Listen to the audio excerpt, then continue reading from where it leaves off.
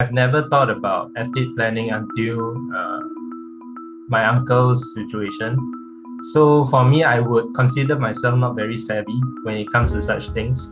And I don't know what is the right percentage of assets I should split up and how to distribute it, whether I should get a family member to do it. And even if I were to get a family member to do it, who would be that family member?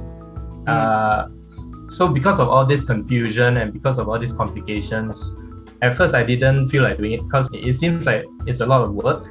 And I put it off in my mind. I put it off maybe when I'm older, when I'm wiser, when I really know what I want, then I will start planning.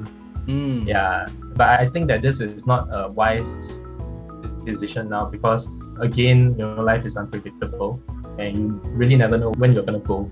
Because I have a young daughter, the feeling to actually start doing estate planning is amplified as I'm very responsible as a parent to properly plan the assets that I'm gonna leave behind so that she is well taken care of, especially if something were to happen to both me and my wife.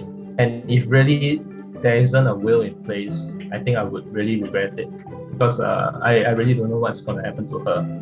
Then the second thing is also my parents, because they are getting older. They are the ones who brought me up. So I feel responsible to set aside some assets for them also in case something happens. Otherwise, they may not receive anything. And if all the assets are misplaced or given to another person, I do not know what the default is. This is something that I wouldn't want to happen to my family in case. I actually allocated a portion of my assets to her to be split up in monthly deposits from a certain age to a certain age, and then until when she hits 21 years old. The reason is that if I were to leave one lump sum to her, I do not know how she will spend it or how her guardian will spend it for her. And I want to mitigate this risk in case if things go sour and funds are misused. So I think it's a better decision for me to pay out in installments to her, at least to meet her daily and monthly needs. Then I think when she's 21 years old and she's an adult, is mature enough to make her own decisions, there will be a bigger sum. There is a portion that will be given to her for her education needs. Then there is a portion that will be given to her for her to use it freely, as and how she wants it. Because when she reaches that age, I believe she is mature enough to be independent. For my parents, it will be a little bit different from my daughter. It is stretched over a period of time because my parents has their own assets too. So I don't think they will need it as much as my daughter.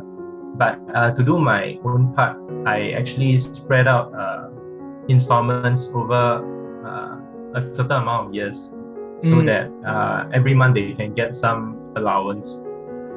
Okay. For my parents, it's a little bit less complicated than my daughter. So it's more fixed in that sense. So my thought process is to just do my part.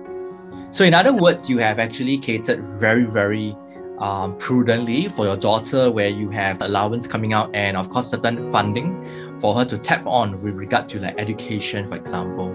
And when it comes to your parents, you have actually stipulated that you want them to receive a monthly allowance. You felt that probably this is the best way for them to receive an allowance. Perhaps so is that now you're giving them a certain amount, X amount every month, and you just basically wish that amount to continue even beyond your lifetime. Yes, correct. Right now, I'm also giving a certain amount. And the beauty about that is that, touch wood, in the event if let's say they do not survive that period, then that excess in terms of inheritance would flow to another beneficiary, your choice, right? Yeah. It will be towards my siblings. My siblings are also around my age. So again, they are very independent now. I consider them the least priority. That's right. When it comes to receiving my assets. After planning out my estate, my will, I really had a peace of mind. At the end of the session, I know that my distribution now is well planned, and I know who will receive what. So because of that, I am really relieved to have this knowledge. I also learned not to trouble my family through the execution of my assets. Because during the session, I actually learned that you can get a corporate executorship, Right. a corporate entity to distribute the assets for me. I like that because I feel that distribution of assets should be impartial, regardless of any emotions the family members have towards each other. So for me, I actually put my distribution under a corporate executorship, so that in the event that something were to happen, my assets will be impartially distributed.